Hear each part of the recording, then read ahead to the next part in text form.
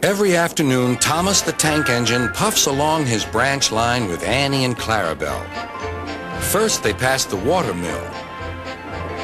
Next, they come to a big farm. Then, they can see a bridge with a village nestled either side of it. This is a special place. Whenever children hear Thomas coming along, they stand on the bridge waving until he is out of sight.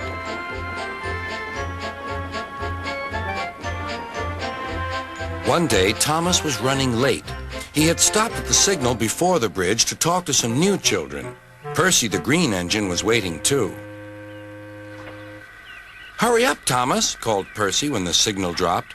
"If you're late, Sir Topham Hatt may get a new engine to replace you." He would never do that, thought Thomas, but he was worried. Next day, Thomas hurried along the line. Just ahead was the goods yard. There, on the platform, was an inspector waving a red flag. Next, Thomas saw some children.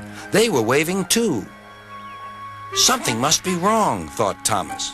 This station is for goods, not passengers. "Help, Thomas, help! We're glad to see you," called the children. "Please, will you take us home?" The station master explained to Thomas's driver that the school bus had broken down, and all the parents would be worried if the children were late.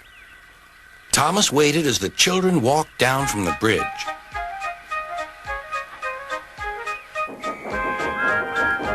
Then he took the children to the next station where Bertie was waiting to take them home.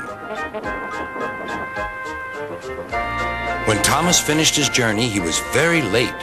He was worried that Sir Topham Hatt might be cross with him. "I warned Thomas," puffed Percy to James. "He's been late one time too many. He'll be in trouble now." But next morning, when Thomas picked up his passengers, Sir Topham Hatt was nowhere to be seen.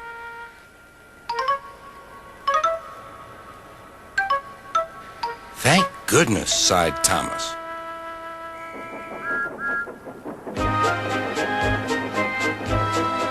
Thomas knows every part of his branch line.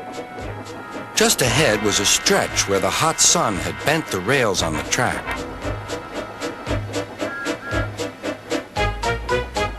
"Careful, Thomas," called his driver, but it was too late.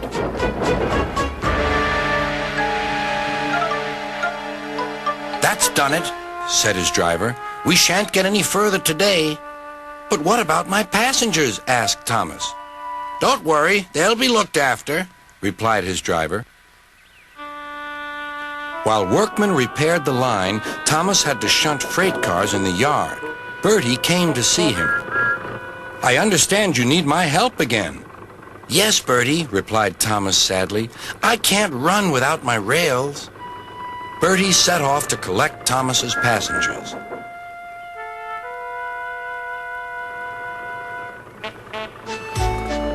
"Hello, Bertie," they said.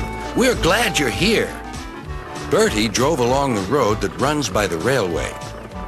He stopped at each station along the line. Sometimes he stopped between stations to let people off closer to their homes. Thomas felt miserable. "I've lost my passengers to Bertie. They'll like him better than me."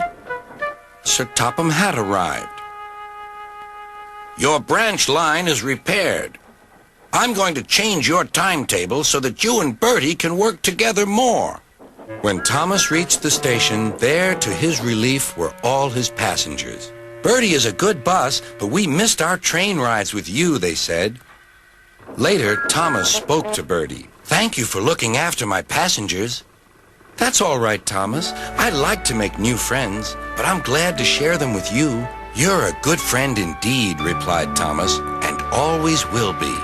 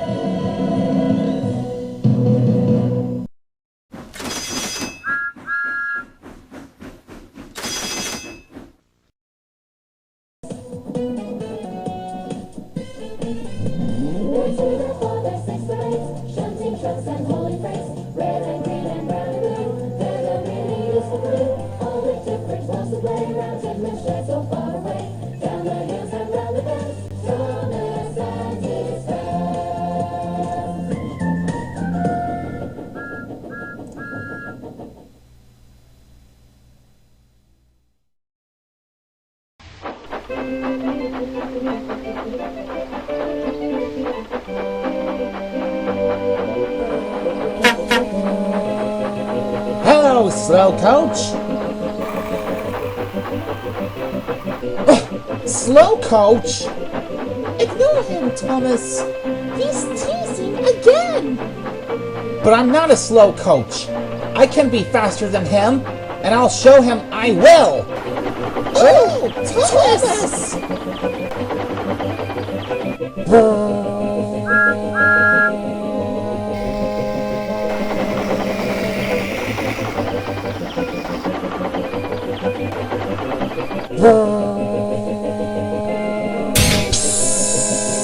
Ah! Oh no! What's happening?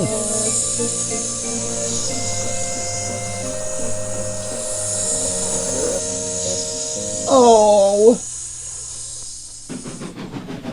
Oh, Bertie! Are you okay? No. I feel like there's something wrong with my engine.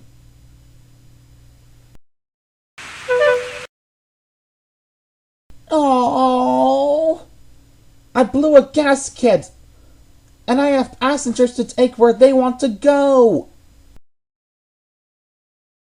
Maybe I can help. Some of your stops are close to the stations on my branch line, and I'll get help somewhere along the way. Oh, thank you, Thomas.